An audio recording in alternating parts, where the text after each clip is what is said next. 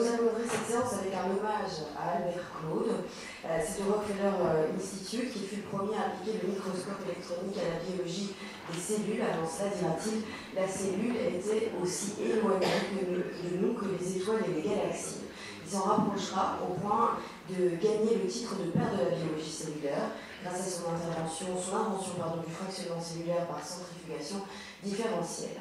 Directeur de l'Institut Bordet, il y insuffla sa vision ambitieuse et le dota des laboratoires qui ont fait la renommée de ce centre anti-cancer, l'un des premiers créés en Europe. Monsieur le secrétaire perpétuel, c'est de cette brillante carrière et des découvertes révolutionnaires qui ont mené Albert Claude au prix Nobel que vous allez maintenant nous entretenir. Chers collègues, mesdames, messieurs, je voulais donc tout d'abord peut-être vous dire que nous avions décidé de créer une collection de livres qui honoreraient les académiciens célèbres de notre compagnie. Et cette collection, cet ouvrage que vous avez aujourd'hui, en est le premier volume. Et nous avons voulu, à ce titre bien sûr, et c'était l'occasion de le faire car il y a 50 ans, ces trois illustres personnes que sont Albert Claude, Christian Deduve et Georges Palade ont obtenu le prix Nobel de physiologie et de médecine pour leurs travaux absolument exceptionnels. C'est en fait 3 prix Nobel, mais c'est vraiment 3 carrières de chercheurs absolument fabuleuses. Alors, je voudrais remercier très chaleureusement le professeur Constantinescu, ancien président de notre compagnie, et d'autre part Madame Picard également, qui a souhaité, à ma demande, nous proposer des personnes pour constituer le comité d'édition de cet ouvrage, auquel ont participé de manière absolument remarquable notre collègue le professeur Van Schaftingen, la professeure Godelaine, le professeur Courtois, le professeur Klasterski, également membre de notre compagnie, et le professeur Galland. Ça, c'est pour le comité éditorial. Je remercie évidemment l'ensemble des contributeurs. Je remercie aussi la rectrice de l'Université catholique de Louvain, ici présente et membre de notre compagnie, le professeur François Smet, la rectrice de l'Université libre de Bruxelles, la professeure Anne Michos. Et je vais en effet commencer par vous évoquer la vie d'Albert Claude, une vie humble, fascinante et je dirais véritablement éblouissante. Alors, Albert Claude est né en 1899 dans un petit village des Ardennes où il n'y a à l'époque ni électricité ni eau courante. Il faut plusieurs heures par jour pour aller chercher l'eau et on s'éclaire toujours soit à la bougie, soit aux lampes à huile.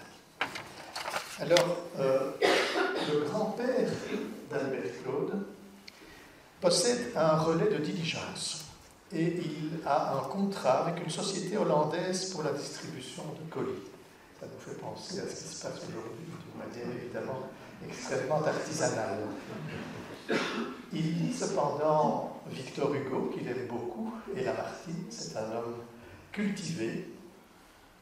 Et en fait, il a un fils qui s'appelle Florentin Joseph et qui lui dit « Papa, il n'y a pas de boulangerie-pâtisserie à l'Anglier, moi j'aimerais bien avoir du bon pain. » Et le grand-père lui dit « Écoute, oui, très bien, mais si tu veux faire des études de boulangerie-pâtisserie, il faut aller à Paris pour faire du bon pain. » Et il envoie son fils à Paris. Et le fils revient avec un diplôme de boulanger-pâtissier. Il épouse une fermière qui s'appelle Marie Watrican, qui a 4 enfants, dont le petit Albert Claude est le dernier. Malheureusement, cette jeune femme, particulièrement aimante pour ses enfants, va mourir d'un cancer du sein métastatique, et vous imaginez autour de 1900 ce que représentait de mourir d'un cancer du sein métastatique. Et le petit Albert, comme les autres enfants de la fratrie, bien sûr, est particulièrement touché par le décès de sa maman. Et d'emblée, il dit « Je veux faire la médecine. Je veux faire la médecine pour expliquer pourquoi ma mère est morte et peut-être pour empêcher que des drames tels que celui-là se passent encore. » Alors, il va fréquenter l'école primaire, où, comme vous le voyez, toutes les classes sont réunies, et le petit Albert est ici. Il y a 6 classes, il y a plus de 40 enfants, comme c'était le cas dans les villages, mais il y a un instituteur qui lui donne un enseignement tout à fait remarquable. Malheureusement, en fait, à la mort de la maman, le papa d'Albert Claude ne peut assurer seul la tenue de l'épicerie boulangerie, et il va s'installer à Athus.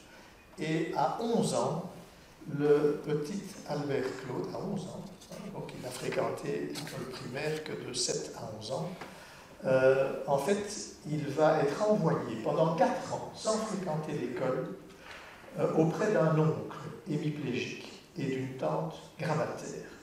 Et jusqu'à 15 ans, cet enfant qui a donc 11 ans va s'occuper journellement de son oncle et de sa tante en faisant les repas, les lessives, en les levant, en les habillant. C'est vraiment extraordinaire. Et c'est en fait sur les conseils du grand frère, qui s'appelle Léon, et qui deviendra traducteur à la Banque de Bruxelles, que le père ramène finalement le petit Albert à la maison, parce qu'il lui dit, écoute, c'est pas possible de laisser Albert sans enseignement, ça fait 4 ans qu'il n'est plus à l'école, tu lui gâches toute sa vie. Et ils vont voir alors à deux, le père et Léon, Monsieur Brossus, qui est préfet de l'Athénée d'Arlon, et il demande si le petit garçon ne peut pas entrer à l'Athénée d'Arlon. Il n'a pas même son diplôme primaire à ce moment-là.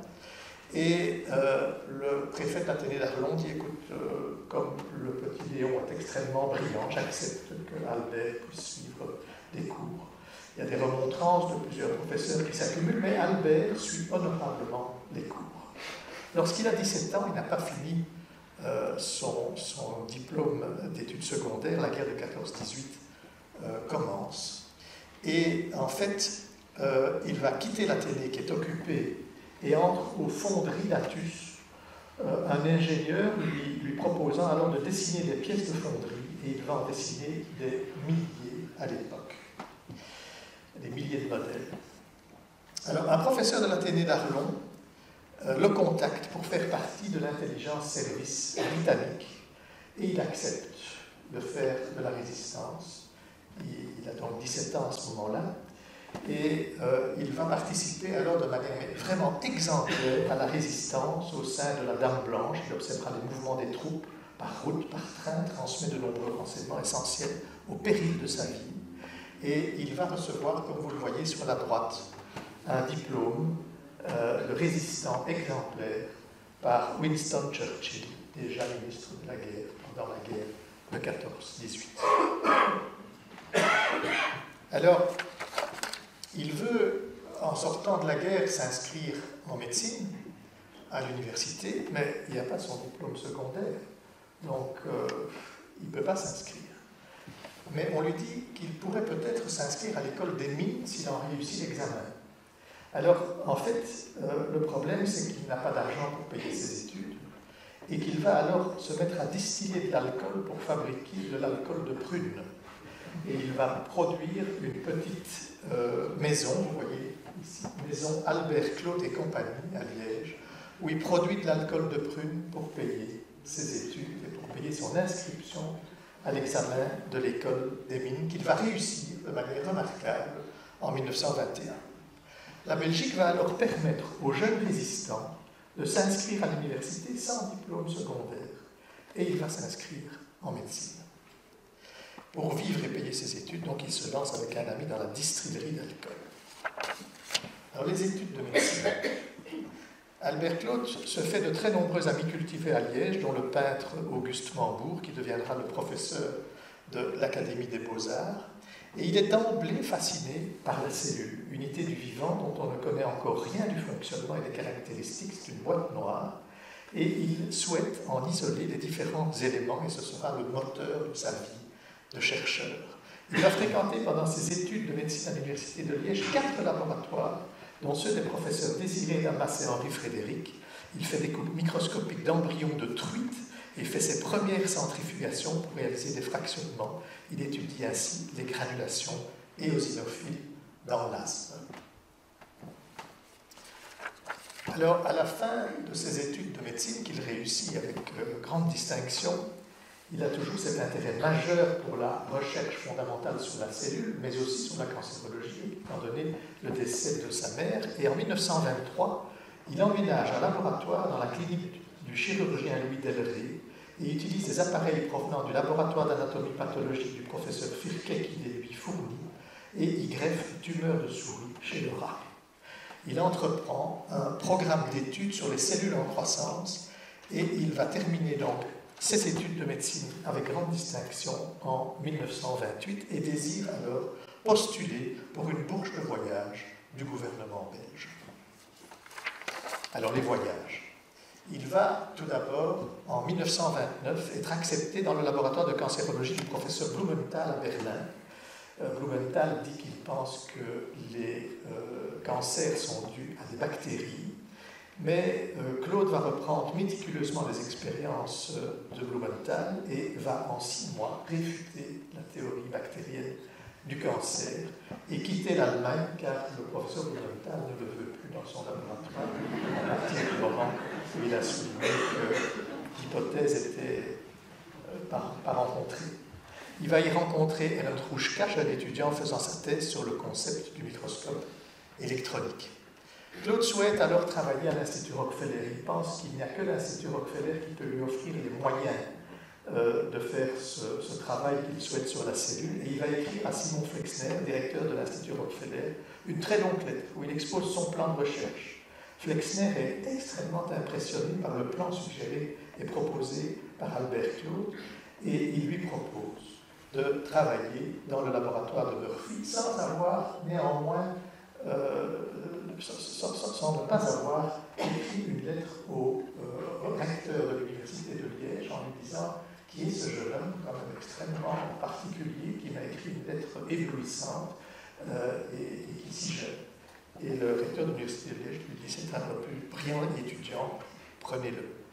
Et il commence à étudier la tumeur du sarcome de Roux et les cultures de cette cellule vont réussir sous ses mains. Alors, il va arriver en embarquant sur le SS Arabic de la White Star Line, c'est l'époque un peu après le Titanic, c'est 11 jours de mer pour arriver à New York, et il va faire des formalités qui sont très longues, des heures avant de fouler le sol américain. La première étape est l'hôtel Tudor de la 42e avenue, où Claude est bouleversé par la découverte de la ville tentaculaire, la taille des bâtiments, la foule, les larges avenues, après avoir vécu évidemment à Longvilliers, à Athus et à Liège. Et il s'installe alors à l'International House qui a accueilli en 1924 déjà 64 000 étudiants venus du monde entier aux États-Unis. Son visa doit être renouvelé chaque année, il ne peut pas rester indéfiniment.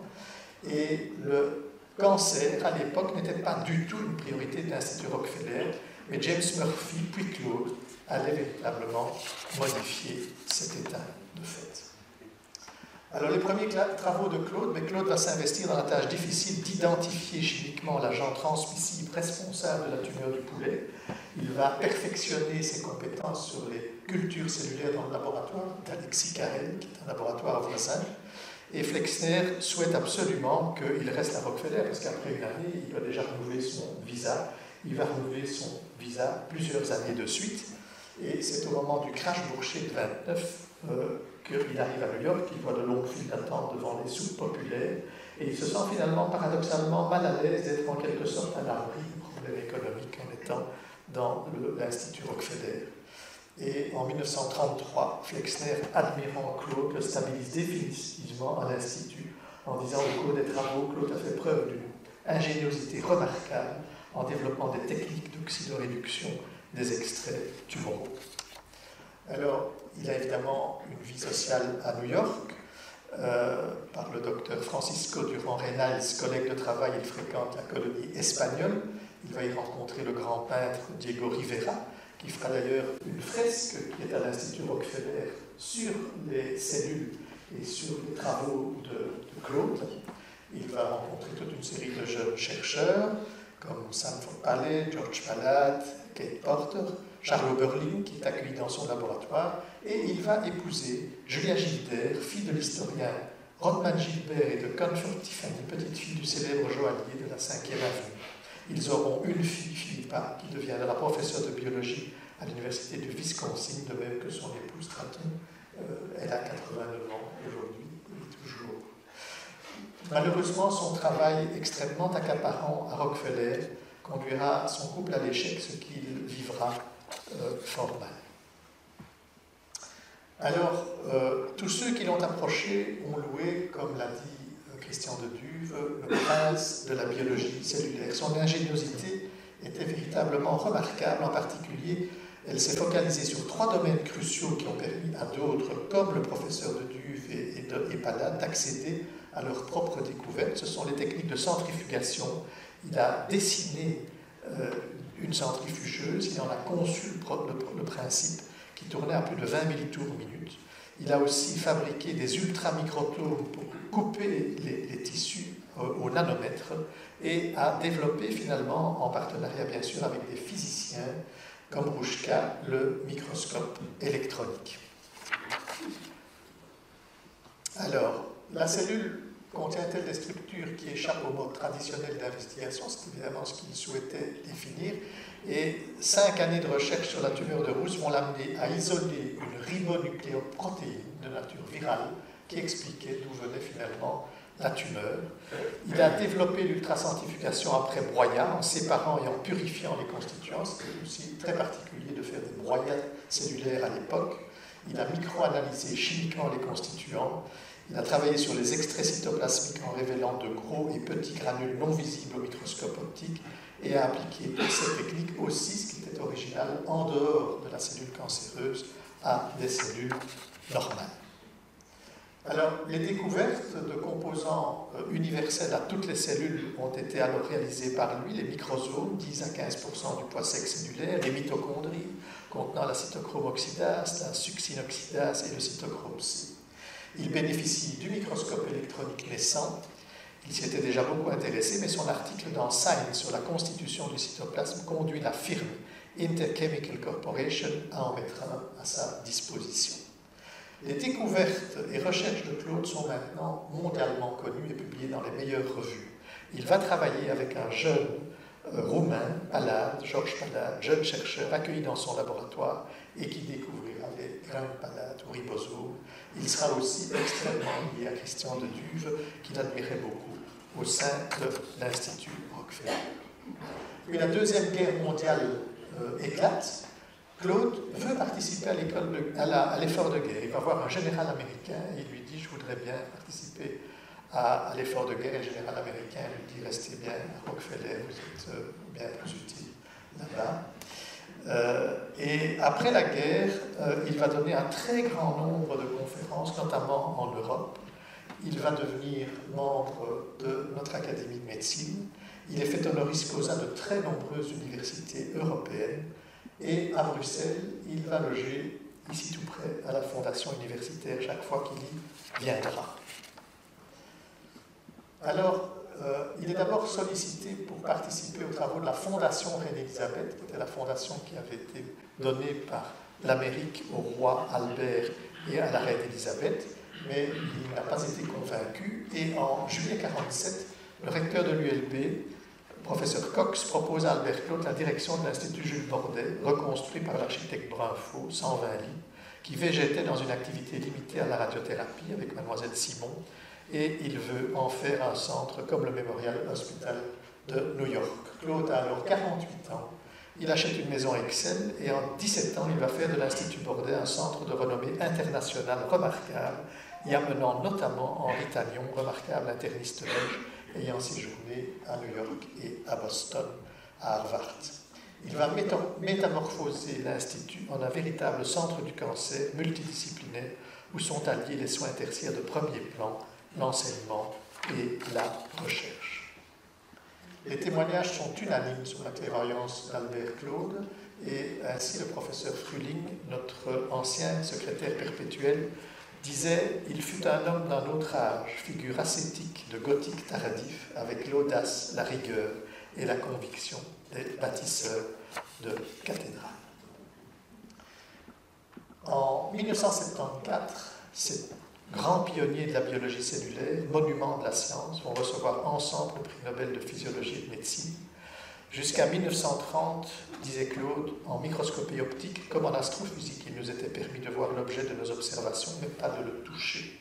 Sous le tube du microscope, la cellule nous était aussi distante et étrangère qu'une galaxie, et son image nous disait d'elle que ce que le rayon de lumière voulait ou pouvait bien nous en dire. Alors, après sa retraite, après 70 ans, l'Université catholique de Louvain, sous la volonté du professeur Christian Devue, lui créera un laboratoire à Éverlé, après qu'il soit parti de l'Institut Bordet, où il ne lui a pas été possible de poursuivre ses recherches. Il s'est éteint à 84 ans, doucement entouré des siens à Ixelles, et repose aujourd'hui à Longlier, selon sa volonté. Une voiture a suivi son corbillard jusqu'au cimetière de Longlier. C'était le roi Léopold III qui l'a accompagné jusqu'à sa dernière demeure. Voilà la vie absolument exemplaire et extraordinaire du professeur Claude.